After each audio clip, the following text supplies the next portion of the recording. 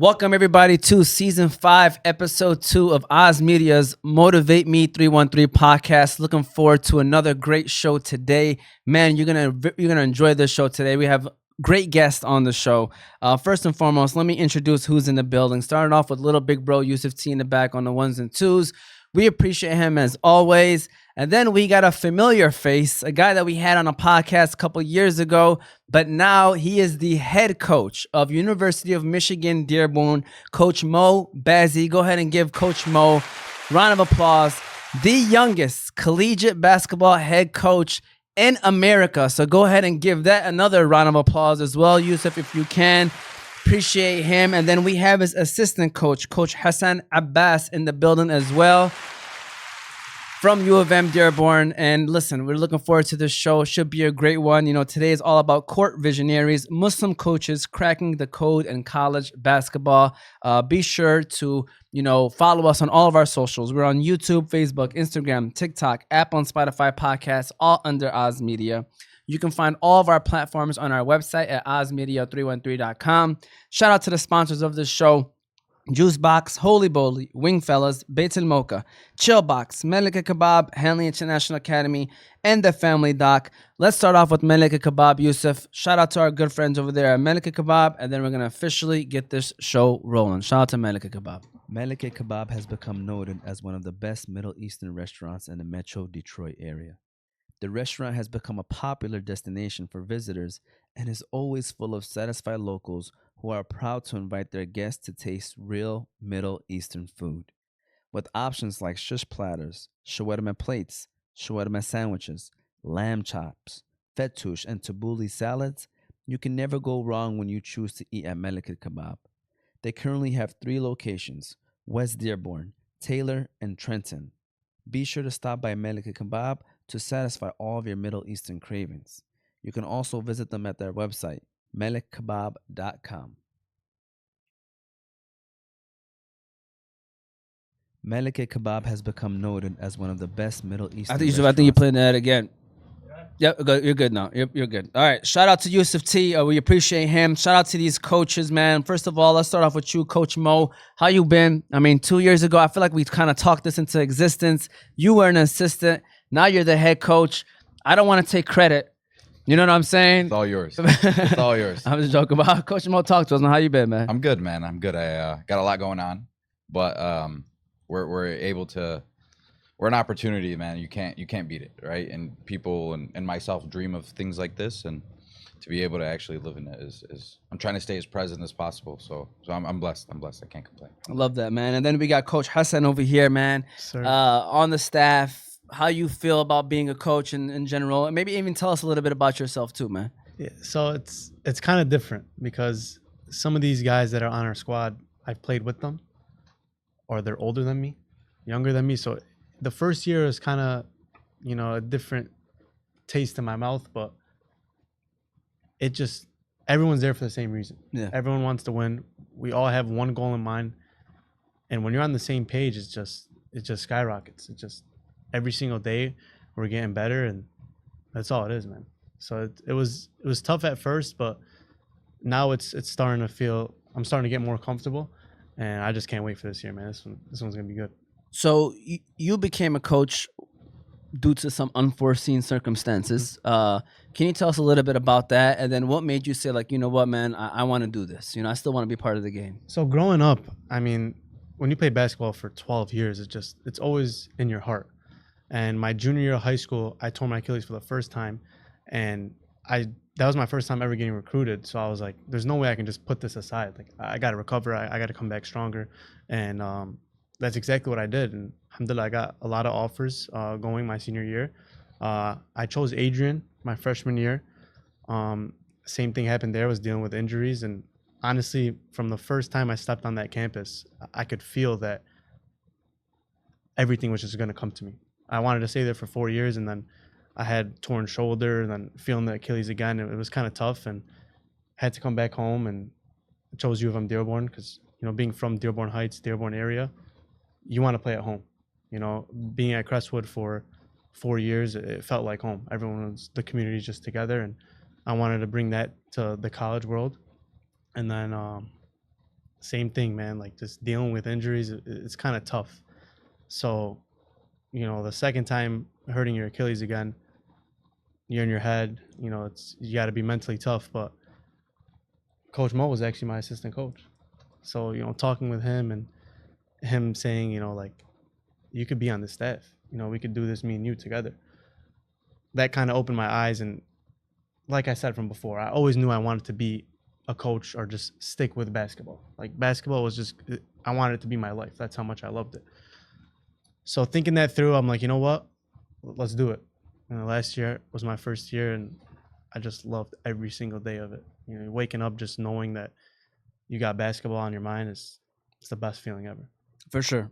And I mean, listen, and for those that may not understand, when you love the game, it's like you can't get away from it. Right. You can't get away from it. And Coach Mo, growing up in the city, growing up in the area, playing for schools in the area, and then now the head coach of a collegiate program in the area, and the youngest men's basketball head coach in college.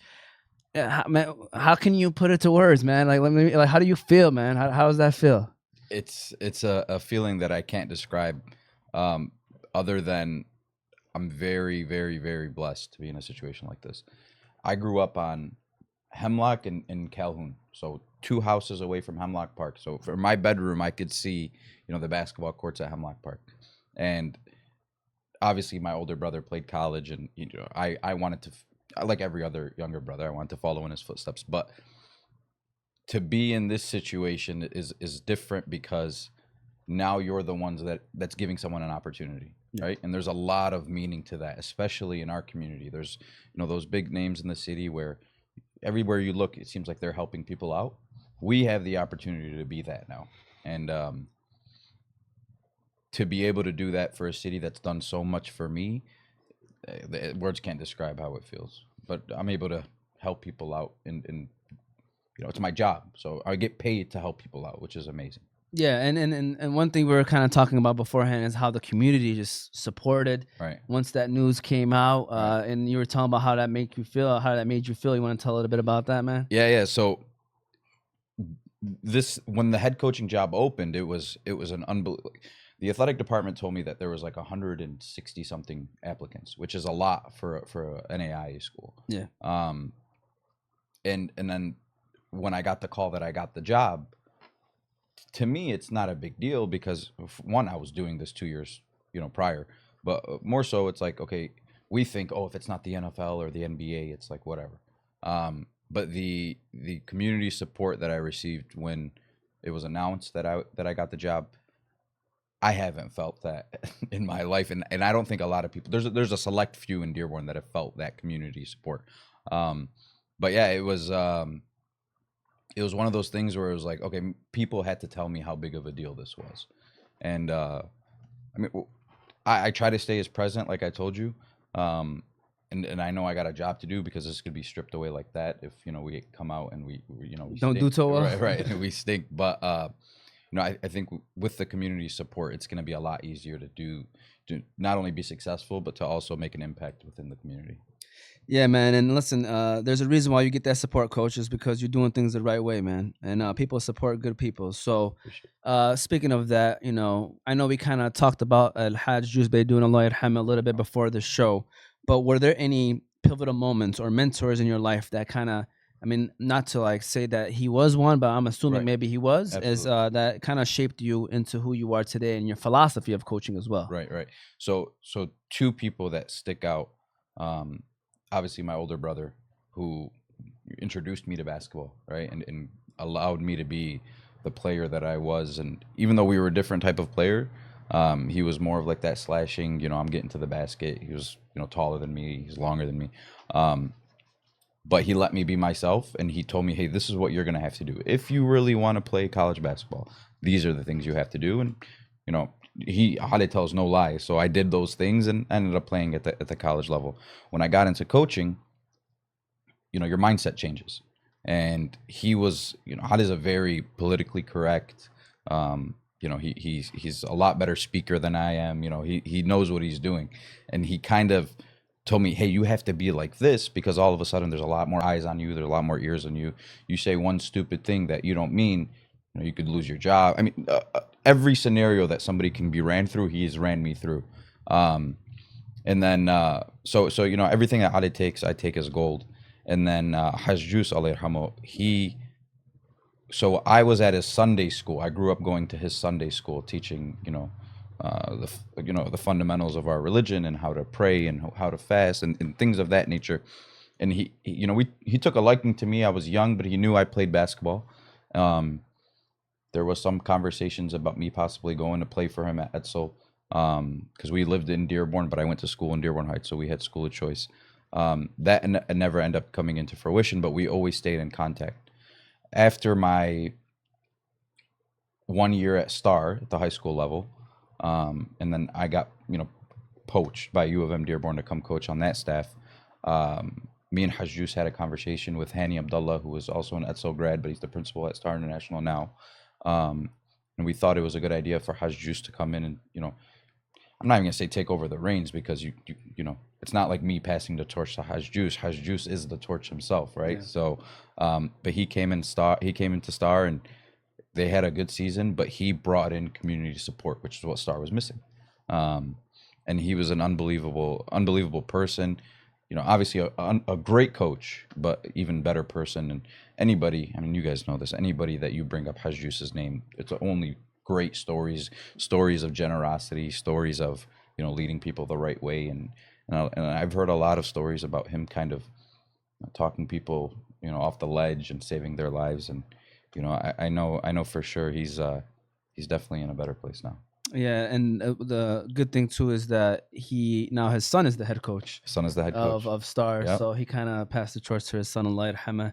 And then for you, Hassan, you know, any mentors that kind of guided you? I know you were mentioning Coach Mo here, but anyone else that was like a mentor for you? Yeah, he's definitely up there, because he helped me get into this. But I'm wrong if I don't say my father. My father was the one who taught me what basketball was.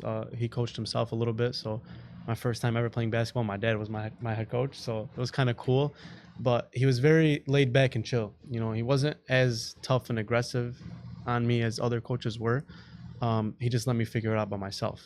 And I got to thank him for that, because that's what life is, right? No one's just going to come in there and just give you a bunch of flowers just because I'm a head coach or I played basketball or I'm an assistant coach. You know what I'm saying? Yeah. So it was cool to kind of figure that out by myself. And then I also, biggest mentor is probably my high school coach, Coach Bright at Crestwood. He instilled like that confidence in me and showed me every single day the potential of what I have to, like what I could be one day. So from being a 15-year-old scrawny, skinny sophomore to being the star player on the team 2 years later as a senior, it was cool to see that, because every single day for 2 years, he was reminding me that this could be mine. You know, you can make some noise, you could do something here. And alhamdulillah, man, I was able to do a lot for that school. And till this day, I still go back and I still show love to the school, to the kids on the team now. And that's my goal. You know, I want to lead by example. And alhamdulillah, man. Alhamdulillah. And I know faith doesn't really have to correlate with the way you coach or the way that you carry yourself or the way that you treat your players, but if it does, how does your Muslim faith, you know, kind of impacts the way that you coach the team? I think it's all in the faith, you know, and we had some conversations about this last year with some guys. God won't put you in situations that he knows you aren't capable of achieving, right? And I was a guy that every single time I was put into a game or, you know, after walkouts, I recite the Fatiha every time before the game. You know, I'd open my arms, recite the Fatiha, and every single game that was like my way of thanking God for giving me this opportunity. And I think it shows the discipline, the kindness, toughness, all that stuff. And faith is number one for me. I'm nowhere where I am today without God. So alhamdulillah. I love that. How about you, Coach? You know, same question. You know, how does faith impact the way you even coach as well? Yeah, like Haas said, I mean, it's everything. You know, we speak about faith with our players, not so much sharing our faith, but everybody's, you know, under the same understanding that, you know, one, God wouldn't put you in these situations if he didn't believe you were strong enough to go through them. But also, you know, we end up saying something a lot. All the guys pray before the game in their own in their own way. And when we get into tough games, you know, you have that conversation like, this is literally what you prayed for. Yeah. God is you know, you have the opportunity. God has answered your prayers. This is the prayer that you've made. Now it's up to you, right? God literally handed it to you on a silver platter, and you decide what you want to do with it. And but faith is everything, man. It's, you know, if you know, strip away my faith, you strip away everything. And we're in a obviously Dearborn is a melting pot, right? So everybody's kind of, you know, in agreement that faith is number one. So that makes it a lot easier on the kids, especially because, you know, in some universities it's kind of looked down upon to be, you know, to have faith or to believe in a higher power or things of, you know, that has anything to do with, you know, religion or anything like that. We embrace it. You know, we know that there, you know, there's Christians on our team. I don't know. There probably is, you know, a Jewish person on our team. There's obviously Muslims on our team.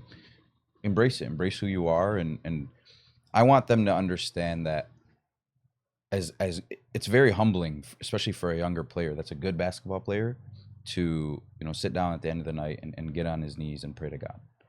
Whatever God you pray to, I don't. That to me doesn't matter. Yeah. As long as you understand that there's a higher power, and all of them do. And if they don't, you know, hopefully one day they might understand that there is. But that's their prerogative. Obviously, I wouldn't force anything on anyone. But I stay away from it in regards to the players. But I have them understand that, hey, we all know your beliefs. We make it very obvious here, and you're here because of your beliefs. And you know, a lot of them like to say, you know, Coach, I play through God, and to me, that's music to my ears, because to me, I can see that, you know, to them, it's something bigger than basketball. And that's what it's all about. You know, basketball is amazing, and this is an unbelievable opportunity, but this is, you know, just scratching the surface in regards to what's important. Yeah. And we all know what's important, and that's God and faith. I love that, man. I love that so far. Great conversation so far, Yusuf. And now we're going to run our second ad of today, and then we're going to keep things rolling. So let's go ahead and give a shout out to Holy Bowly, Yusuf, and then we're going to keep it rolling. Shout out to Holy Bowly. Holy moly. You have to try out Holy Bowly. Holy Bowly is your go-to destination for vibrant bowls and delicious sandwiches. Everything they serve is 100% fresh, and they have halal options as well. Their mouth-watering bowls are always packed to the top, so you know you're getting the most bang for your buck. They currently have 2 locations in Detroit, and you can check out all their food on their website at www.myholybowly.com.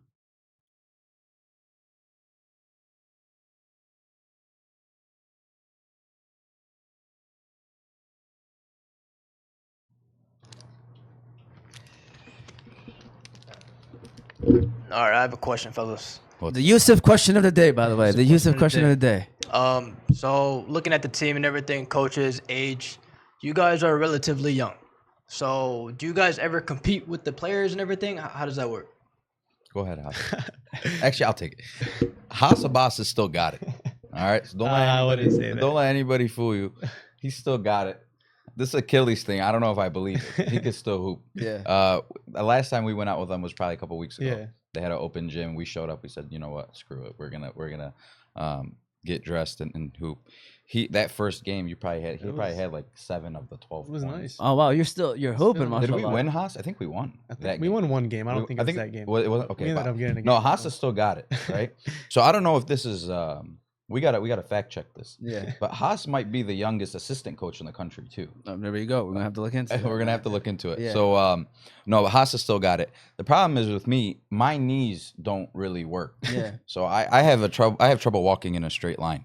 But I'll go out there. I mean, I still think I can shoot with all of them, but that court is a lot bigger than a high school court too. So it's kind of Gets you. difficult. Yeah. 94 feet. So yeah, no, man. How big is a high school court? I think it's 90.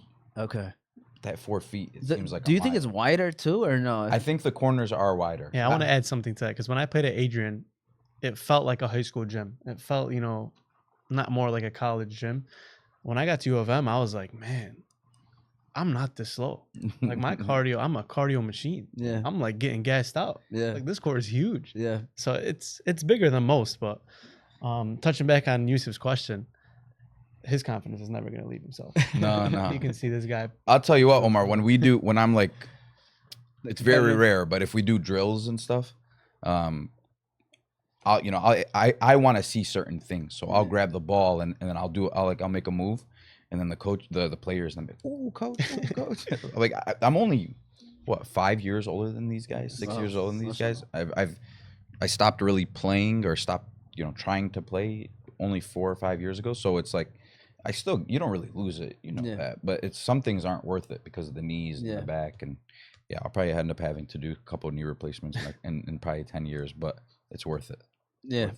So you're still getting down though, huh, Coach? Yeah, Haas? I think me and him talk about this a lot. Like that's what we want. We want to be out there with the guys. Last year I didn't really put my shoes on as much, but I think this time, like now that I can see, I still can compete a little bit. I don't want to say that and they see that, now they're gonna be like, oh, Coach Haas put your shoes on. Right. But I want them to get better. There's so many things that I know and that I'm still learning from them and that they can take from me. So I think putting the shoes on me, Coach Mo, our other assistant coach, Coach Tyreek, it's just going to get them better with the IQ, stronger skills, toughness, all that stuff. I think it helps being young. Maybe our experience isn't there, but we all love basketball. We all got that high IQ in basketball, so it'll help them out a lot. But I want to jump in really quickly. We lift with our players. We do our workouts with our players. We try to keep it as one as possible. When I was at Madonna, our coaches used to lift with us, and it was the coolest thing in the world. Yeah. One, you can't slack because coach is there, but two, like the energy when coach walks in the door and he's putting up 225 8 times, and in your mind this guy's an old man, but he's still going.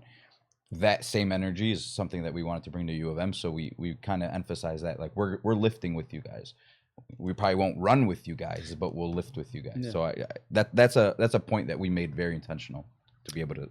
And as a player, you can only imagine what that does to them. Like you said, it just motivates them and want them to even work even harder, especially since you guys are hands-on with it too.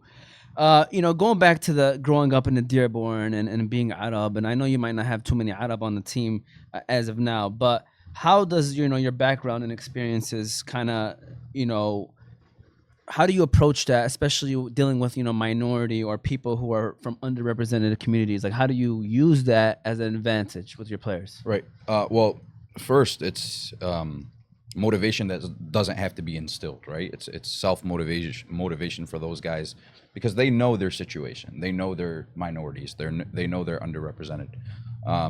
So that makes our job easier because it's not like we're fighting tooth and nail to get them to want to play. No, they want to be here. They want to prove to the world that we are here too. So that makes it a lot easier on that point. The other point is because they're from these underrepresented or they are minorities. In the basketball world, at least, it seems like they're held at a higher standard.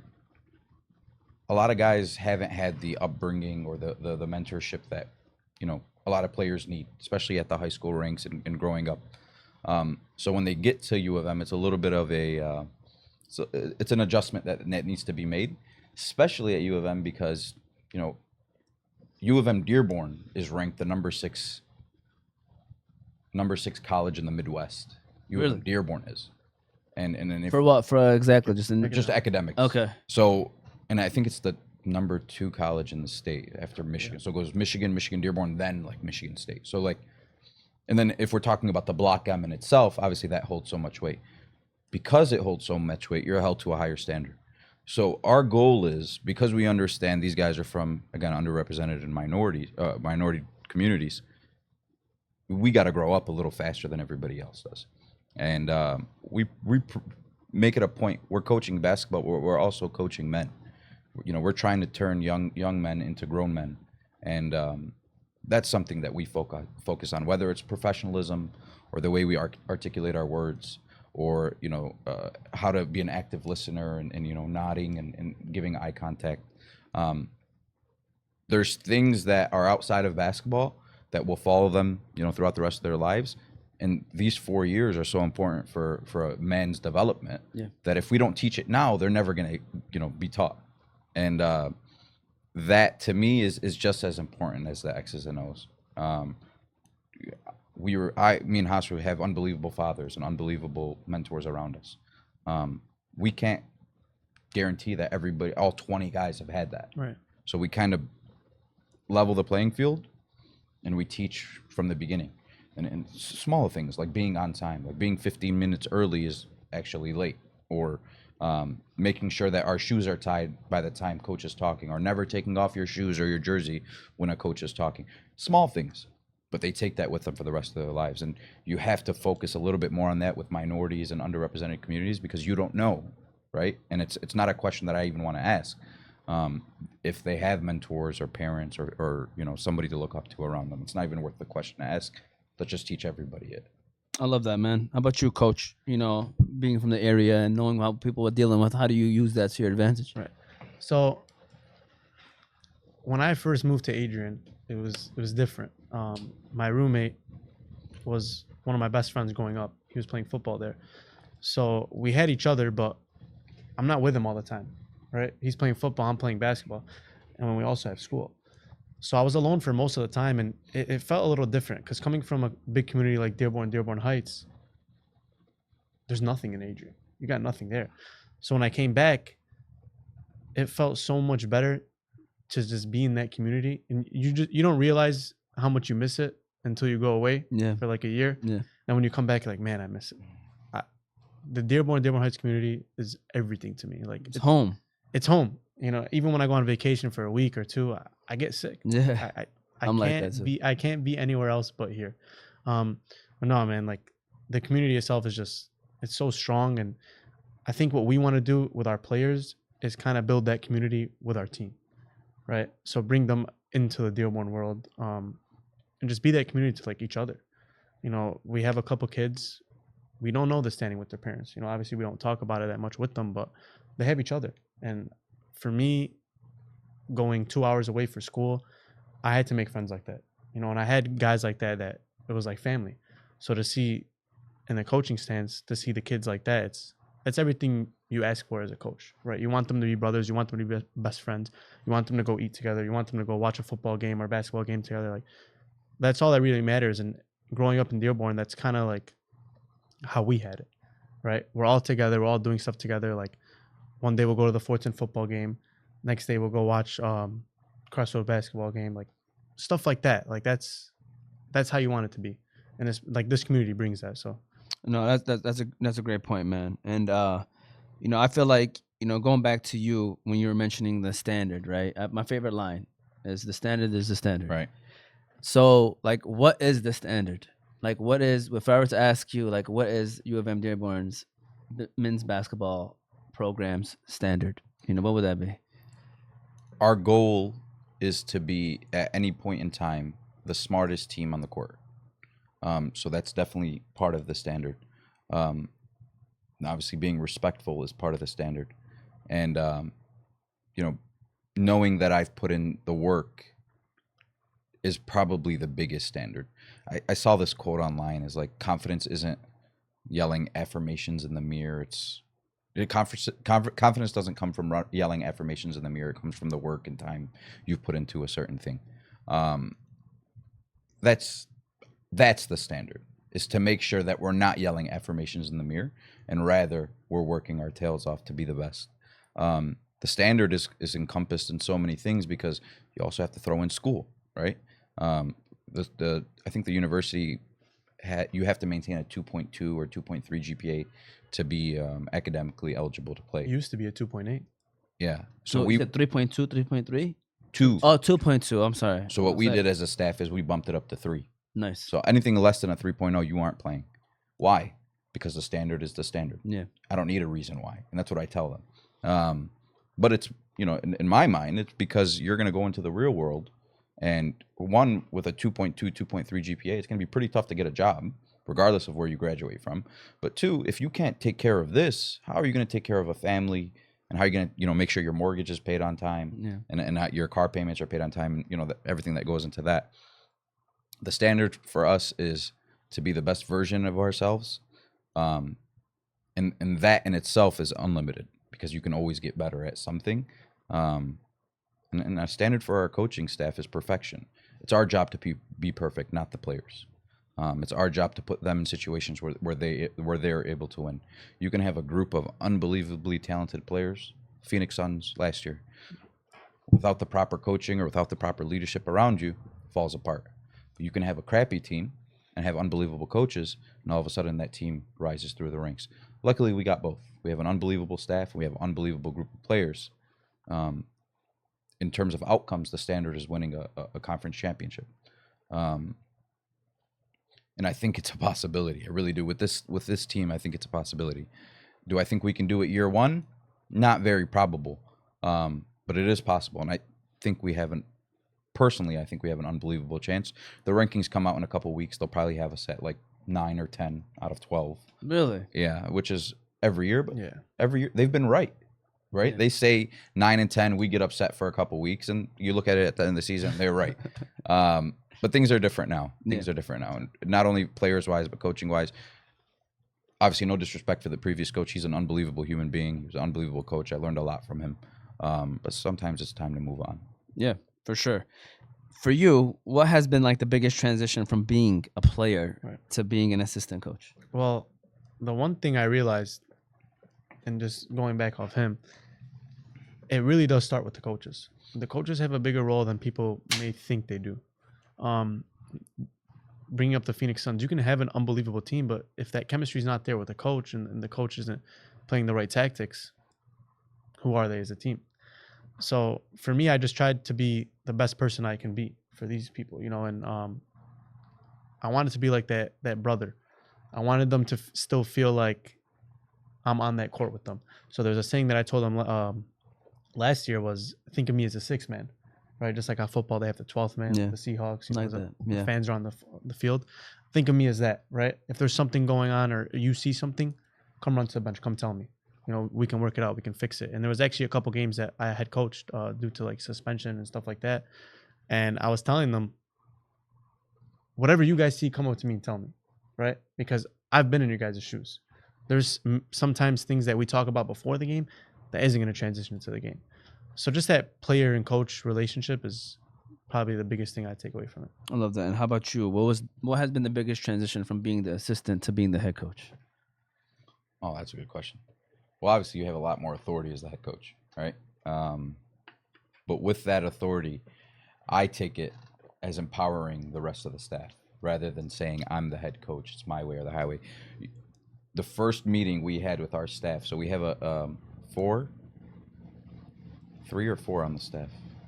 1, 2, 3. Yeah, 3. 3, and then we have like support staff. So it's a total of 7 or 8. Yeah. The first thing I told them is, you will never hear me say I'm the head coach.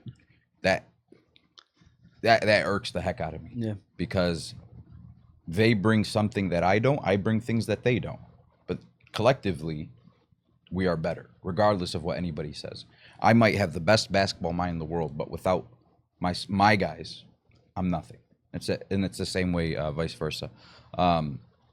So a lot more authority, but I use that as an empowering mechanism. A lot of stuff on the back end that people don't talk about. Yeah. Sponsorships and making sure the busing is scheduled and making sure the guys have stuff to eat and hotel rooms and gear.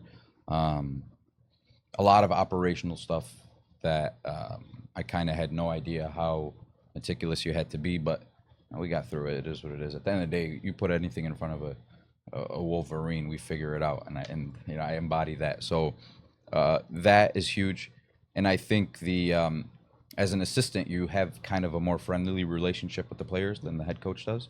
There has to be some sort of barrier between the players and the head coach. That's the standard, at least. I don't do that. Yeah. I'm as cool with the last guy on the team as the first guy. They don't have to go through an assistant coach to come to me. I recruited them at the end of the day, right? So for me to try to sit on a high horse, all that stuff is unnecessary, and it complicates everything. And I'd rather be accessible than, God forbid somebody, decide to step away from the game or hey, I don't love this game anymore. And then you ask and they ask me, hey, why'd he step away? And I don't even know, because I'm not accessible, right? That's the biggest difference. It's more so, look, regardless of, we are one staff, and I'm not the head coach, we are coaches. The team does bad, it falls on the head coach. Somebody's ineligible, it falls on the head coach. You know, mistakes happen. It falls on the head coach. But I know I got a group of guys around me that will, you know, take the blame just as much as I do. And that's why I was so selective when it comes to my staff, especially that first year, right? We have our other assistant coach. His name is Tyreek Hodges. Do you know Tyreek? He's probably around your age. He sounds very familiar, but no, I don't. He went to Star. Okay. He holds the record for like steals in a season and steals in a game, not only at Star but in the state.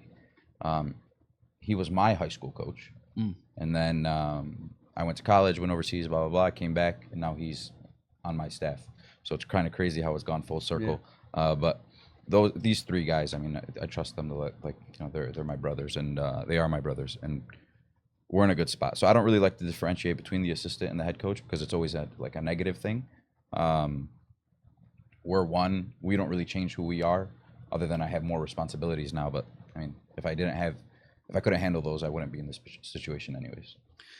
So, you know, you're a Muslim, and you obviously grew up in the area.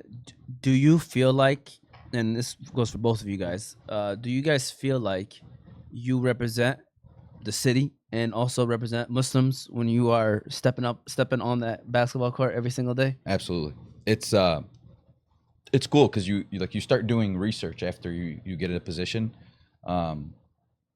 There isn't very many Muslim coaches, let alone head coaches. Are there any head coaches that are Muslim? Well, there's Robert Saleh. Okay. Oh, he's not even a head coach? Yeah. And you're talking about college? Yeah, I was talking about college. I don't know, to be honest. I don't think there so. probably is. Maybe.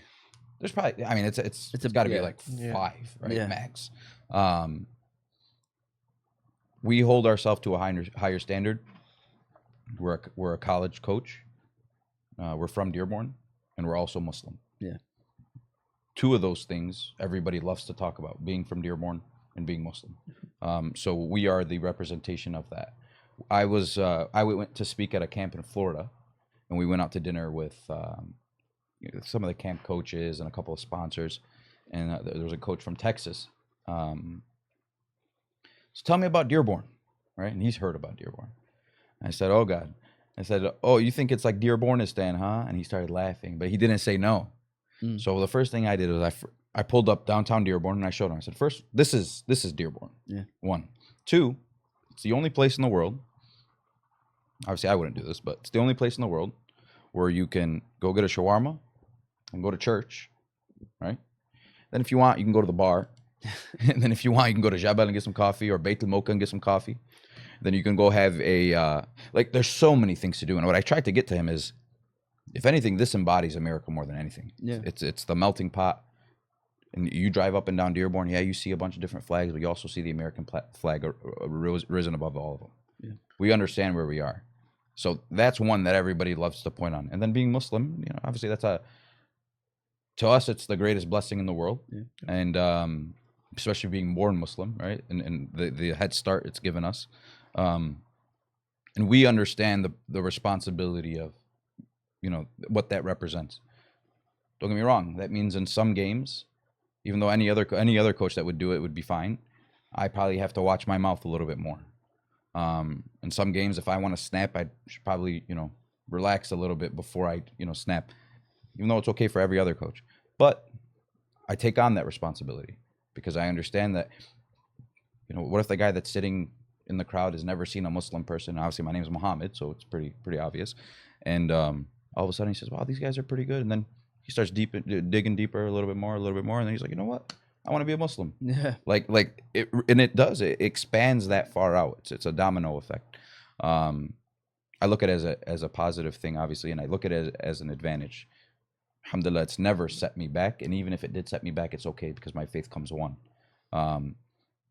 But we try to be representatives of everything. And don't get me wrong, that doesn't mean try to be normal. No, we are ourselves. And, hopefully that brings more people towards, not only the city, but the religion. And at bare minimum, it creates a newfound respect for not only the city, but the religion. That's a good answer, by the way. You should make sure you clip that up. And then same thing for you, Coach, is, do you feel like that you represent the religion and you also represent the city every time you step on the basketball court? Big time. And I didn't realize it until I moved to Adrian for my freshman year. That's when I started to realize it. praying in front of people that have never seen a Muslim pray before was kind of like the biggest thing for me. And being able to teach people who've never even heard of Islam what the religion is truly about and opening their eyes to it. And that was everything to me. My best friend at Adrian, he was a Catholic Christian. He grew up in Grand Rapids. And when the topic of religion was brought up, you can see the similarities. And for me as myself, growing up in a big Arab community, right? That's my resemblance, right? So I'm showing him that I'm from Dearborn. He's showing me that he's from Grand Rapids, Muslim, Christian. At the end of the day, we all put our shoes on the same way we put our shoes on. We all put our clothes on the same exact way. We're all one, right? But I think for me, I didn't really realize faith was everything until I moved away. Growing up, I used to go to Arabic school every single week. When I got to high school, you know, every high school kid, the religion kind of slips away a little, and then now I'm living by myself for 1 year. So all I had was me and God. That relationship was the only relationship that I wanted to build a strong connection with. And alhamdulillah, ever since that my freshman year of college, I don't think I've skipped a beat of a prayer or anything. And alhamdulillah, it means the world to me. It is everything. And, Yeah. and I always will tell everyone that it is everything, and it's a blessing to be Muslim, and it's a blessing to be Arab.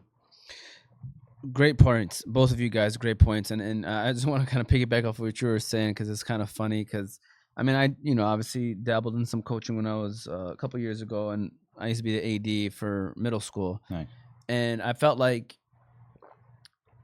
it was always in the back of your mind, right? You want to represent yourself well. You want to represent your people, who you are, and your community well.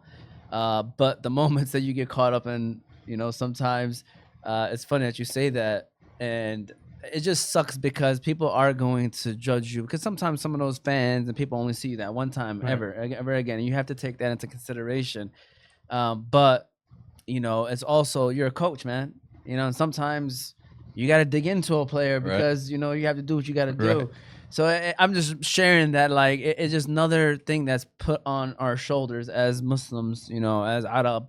As one thing, it's just unfortunate, but it is what it is. I mean, kind of, any minority feels that way, Right, where they right. feel like that Absolutely. they have a little bit more to prove, and have to be aware and have to watch out for every time that they Right. do something that's in the public. You know Right. what I'm saying? And so, We say something at U of M. It's like, instead of us saying we have to go to practice, it's we get to go to practice.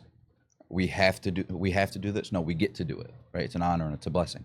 It's kind of that same way, right? And it's like, oh, I have to keep my mouth shut today because we're in, I don't know, some country city, and they've never seen anybody darker than them or whatever it is. No, we get to do that. We get to be that, that showcase of what we are. A lot of us sit and, especially with like the politics that's going on in the world today, and we're like, oh, he should have said this or he should have done this. In those situations, we're that guy. yeah. Right? Just a quick story. When I was in college, and then when I came back and coached early on, we used to go out with like coaches and sponsors, and I would be invited to a speaking engagement, and we'd go out to eat after, and we'd end up at a restaurant that has liquor in it. Early on, I used to say, hey, coach, what are you drinking today? And I'd say, I'm driving, or oh, I'm a lightweight, I don't Yeah. and I told my brother, and he's like, bro, what are you talking about? Be prideful that you don't drink. First of all, even if religion allows people to drink, it's a nasty thing regardless. Right. Yeah. Not nasty. What it turns into is nasty, right? So be prideful of it. So I made it a point when I was in Texas. Hey, coach, what are you drinking today? I'm good, man. I don't drink. I'm Muslim. And you might think it's quote unquote embarrassing, but you don't know how the other person takes it, and it turned into a conversation of respect. And hey, I respect how none of you guys do that, and none of you guys. Don't get me wrong, that stigma, you guys, is still there. Yeah. But it's a step in the right direction. Yeah. Right. So that's important to me. Even for yourself. It's Yeah, like a step in the right direction. absolutely, absolutely. Yusuf, last ad of today. Let's go ahead and give a shout out to our good friends over at Juicebox, and then we're already moving into the last third of the show. Shout out to Juicebox. If you're looking for a place with the best smoothies, milkshakes, ice cream, cereal bars, and slushies, then Juicebox is your one-stop shop. You can try things like their Biscoff or Nutella shakes, crepes, watermelon blast, strawberry burst, or mango smoothies. Jukebox currently has 4 locations: Hamtramck, Dearborn, Detroit, and Trenton. So be sure to stop by Jukebox and get ready to leave there with a big smile on your face. You can also visit their website at juiceboxblend.com or download their app at juiceboxblend.appfront.app.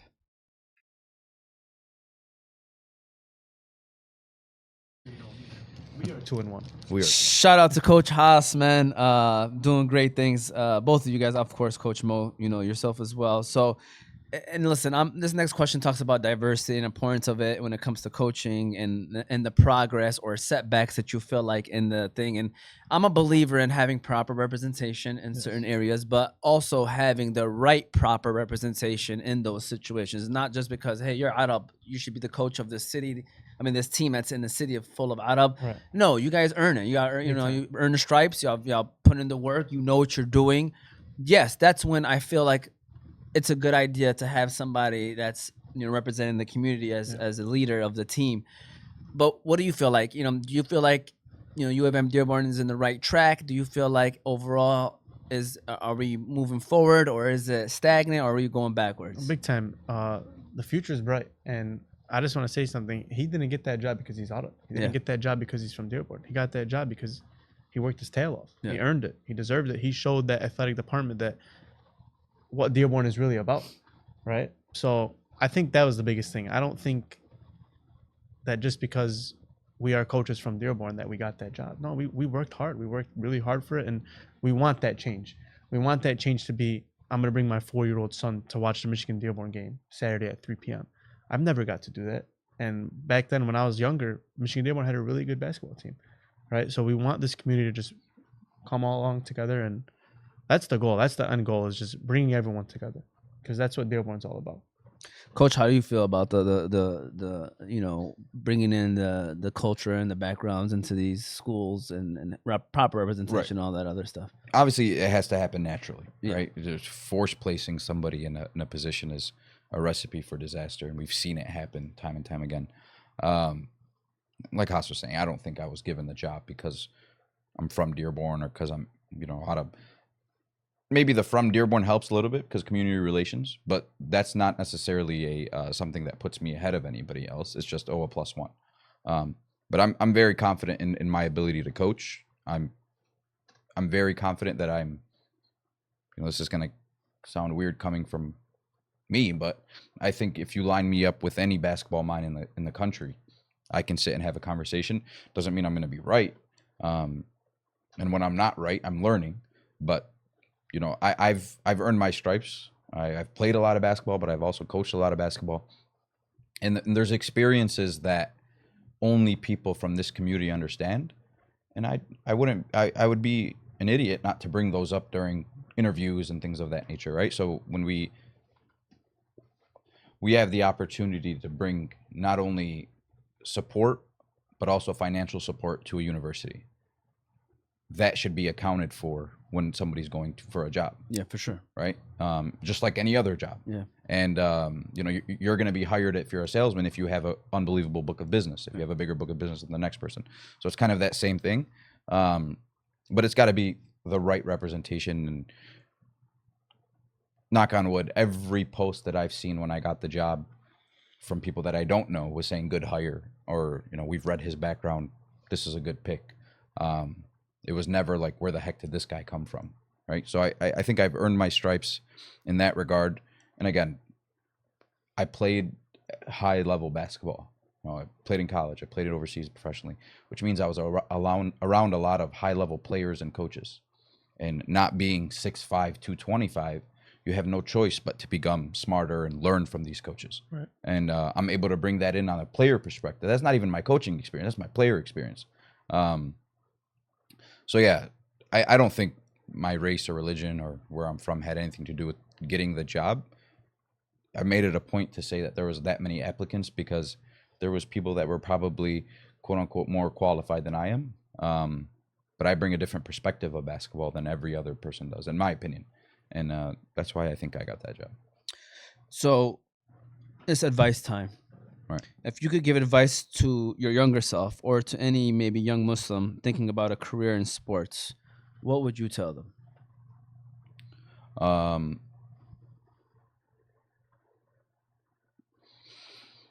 That's a good question. I think, look, you have to build relationships, and everybody kind of wants to have this me against the world mentality, and that doesn't get you very far. When I was younger and when I played, I hated everybody, and everybody hated me, and I liked it like that. And as I got older, don't get me wrong, they had very, very good points for not liking me. You know, I thought I thought my stuff didn't stink, you know, and then they would come back with the argument like, bro, you play at Star, right? Which is, there's truth to it, right? And I was too much, and I say that because there's a lot of basketball players in our community now that are very good basketball players, but up here they think it's me against the world. That's the farthest thing from the truth and from what's right. And if you're going to get recruited by a college, you got to have a good relationship with them too. So be approachable and don't be afraid to approach, ask questions, and build those relationships. Nobody wakes up one day and says, I'm going to ruin a 15-year-old kid's life by talking bad about him. Comes from experience, right?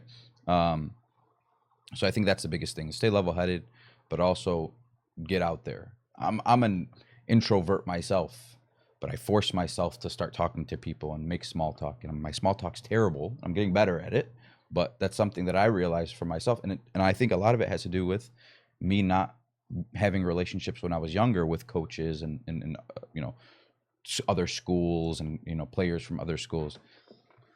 And these problems could have been solved if I was just a normal person, but I had to put on this persona because I felt like everybody hated me. Nobody has time to hate people, right? Everybody has things to do, and everybody has a family to feed, and everybody's trying to get somewhere. So that's what I think it is. Build the relationships, have conversations, introduce yourself, follow people on Instagram and DM them, tell them, hey, I just want to pick your brain. I've gotten a lot of those since I've gotten the job, and I try to respond, and I do respond. I mean, it's not like it's a million of them. I respond to every single one of them, and I give them advice, and I give them my phone number, because I want to be that coach that, hey, worst case scenario, if I don't get recruited by this guy, maybe I can reach out to this coach. I have his cell number. I want to be that kind of extending arm or extending hand, and but it all comes down to relationships and being approachable, being personable. Great points. I do feel like as Muslims, we do feel like it's us against the world and everything that we do. Right. And I mean, I know there's some reason for that, Right. but overall, I do think if you want to grow in any kind of profession, right, you need to be approachable. You need to build that relationships no matter what you're doing. What advice would you give to maybe your younger self or any Muslim kid out there that wants a career in sports? What would you tell them? So for me, sorry, I suck with quotes, guys, but I used to vision everything. I was a big time overthinker. Like, there was just a bunch of thoughts just going through my head every single second, every single minute. So if you can vision something and you can see it up here, you can go out and do it in the real life. You can go do it in the real world. So there was this ritual that I used to have before games or even like during practices where I would even have a ball, just have shoes on. No one's on the court, just me, pitch silence. And I just vision where everyone would be if I were to drive right, if I were to drive left, if someone's driving right and I'm in the corner, how am I lifting up? I would just picture everything and see it there and translate it to the game. Because that showed me that if I'm thinking over here and I can see it in my head, I can go do it in the game. And I took that piece of, basketball knowledge to the real world, with business, with school, with life, anything. So I really believe that if you can see it, in your head and you can think it, you can go out and do it. Anything's possible. And I know it sounds cliche, but really anything is possible. If you go out and you do it, what's stopping you but yourself? I agree, and I think vision is very important when talking to these young individuals. Is having a vision, having a goals to reach and stuff like that. So I agree. But when you were saying that, I don't know why Dak Prescott and Jameis Winston pregame warm-up just came. Were you that guy that was just out there? No, I wasn't warming up and without a ball. I wasn't throwing the hips. Going through the layup line with no basketball. Obviously that's part of the workout. That's part of what you're supposed to do. I was doing things that you weren't supposed to do, or you don't see people do, because I knew that would give me the +1 on them. Yeah, I knew for I'd sure. have that advantage. So I wasn't throwing hips out. No, I wasn't. Yeah, no. All jokes aside, though, that vision, that what you were doing is a lot of people do it. Right. A lot of people Yeah. do it before a game where they, I mean, the great ones usually, because they're mentally preparing themselves Exactly. before they go into the game. So definitely can see that. So looking ahead, I mean, I know right now you're an assistant. There's no going back to playing basketball, is there? Or I don't know. I don't know how many years. No, left no, of you're definitely not allowed to. No. But I need him by now. No, absolutely not. So, like, what are your dreams and what are your aspirations for your coaching career and for the impact you want to leave on and off the court? So that's funny. I was actually watching a podcast of Shannon Sharp and Tyronn Lue, Clippers head coach, Saw some clips of that. and he was talking about how he never wanted to leave Doc Rivers' side when he started to get into coaching. That's kind of how I feel with this guy right now, right? Obviously, I know it's our first year, but I think No, it's our second year. second year together, first year of him as a head coach. Yeah. But for me, it's more of like I want to learn, and I wouldn't want to learn from anyone else but him. But if an opportunity does come up, if it makes sense, I would take it. But my mind right now is just for me and Coach Mo to go and do something for the city that hasn't been done. That's what my mind's at right now. But like we were talking about earlier, basketball is everything to me. And I always see myself being a coach. I always see myself teaching others. So, inshallah, if it's meant to be down the line, if it makes sense, I'd take it. Coach Mo, same question to you. Looking ahead, you know, I know this is your first year as being the head coach. Inshallah, this is just the beginning for you. So, what is, you know, if you don't mind sharing, what are some of your like dreams or aspirations, and then what kind of impact you want to leave on and off the court as well? Look, regardless of the amount of success that we'll have at U of M Dearborn, and it'll be a lot, I can't imagine myself leaving U of M Dearborn.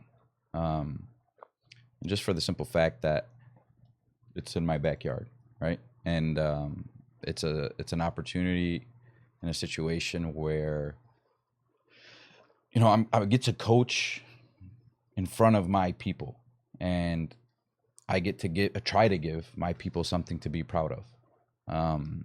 So, you know, you don't want to close the door on anything, but again, it's really early. I mean, you know, if we come out and win, I don't know, 20, 25 games, or, you never know what can happen. But my goal is to stay at U of M Dearborn.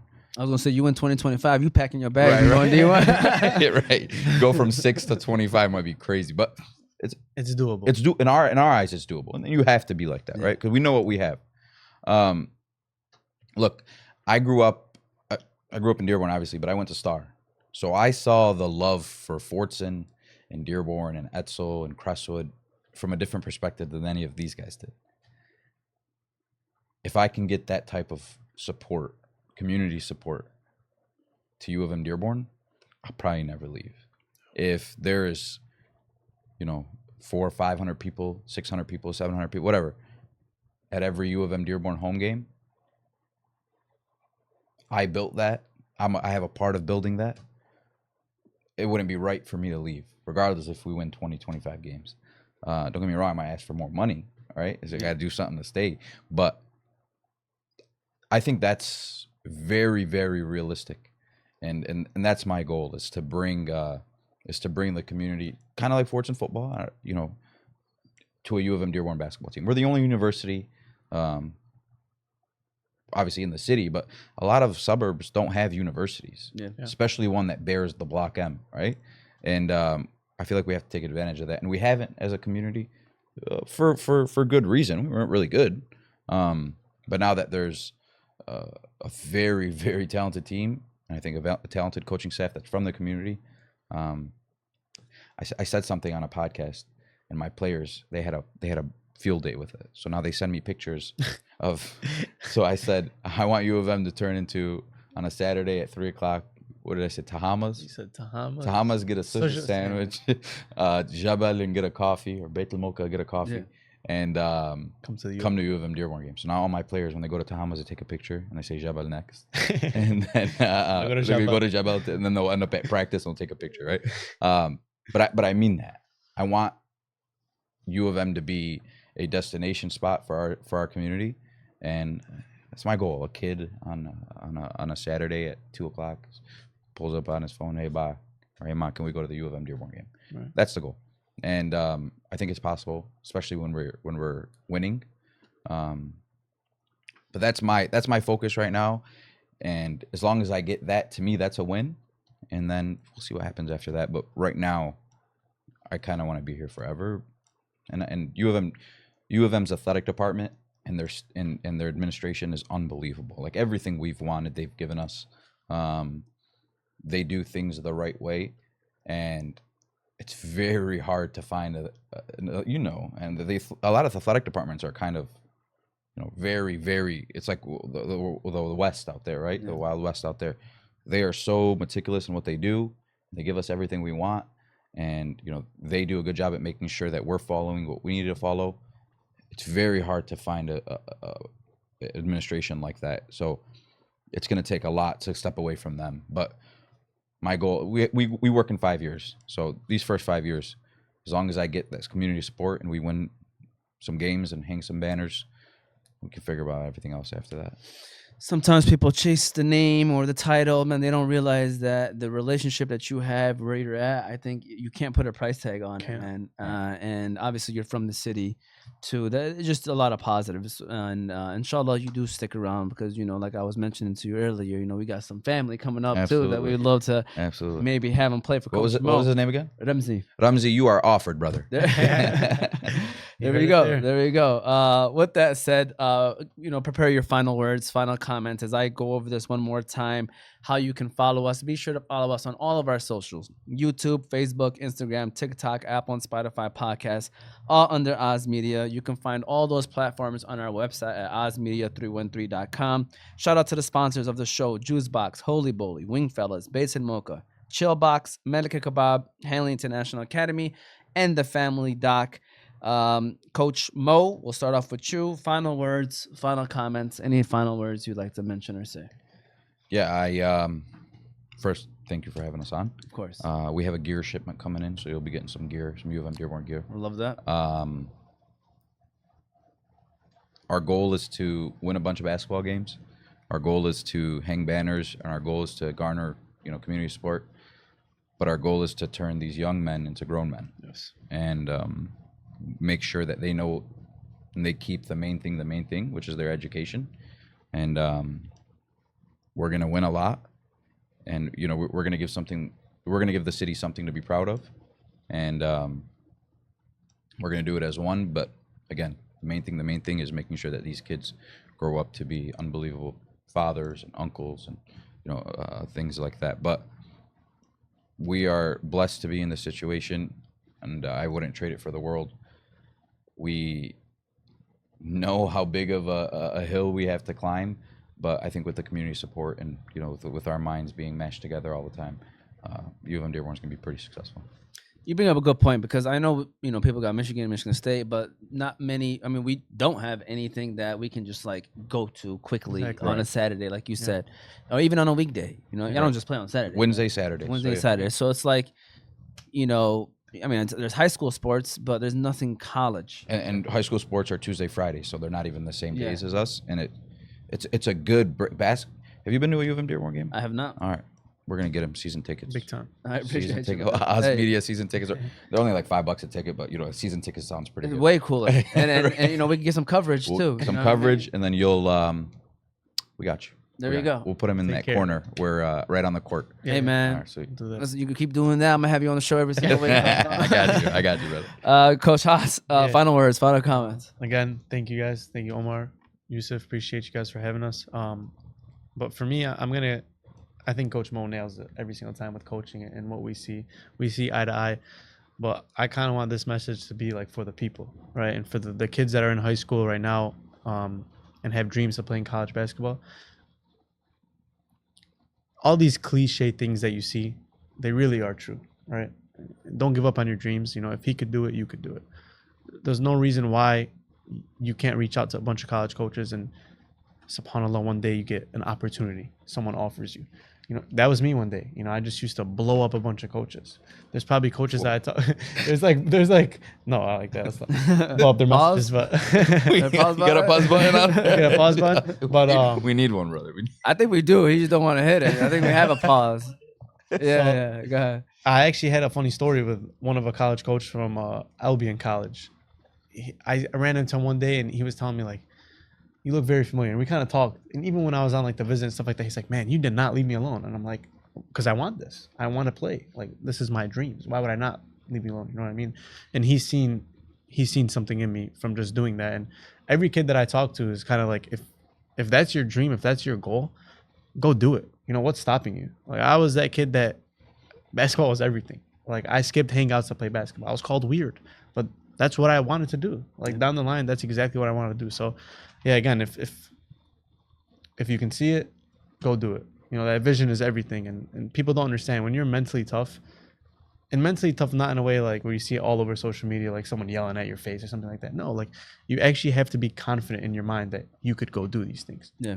And just don't shy away from the moment. Just keep pushing, keep doing your thing, keep working on your craft. And one day you never know when someone's just going to knock on your door or give you a text message and say, "Hey, I want you to come play for me." Shout out to these guys, man. What a great episode. It was fun catching up with you, Coach Mo. It was fun getting to know you, Coach Haas. Again, this was season 5, episode 2 of Oz Media's Motivate Me 313 podcast. Court visionaries, Muslim coaches cracking the code in college basketball.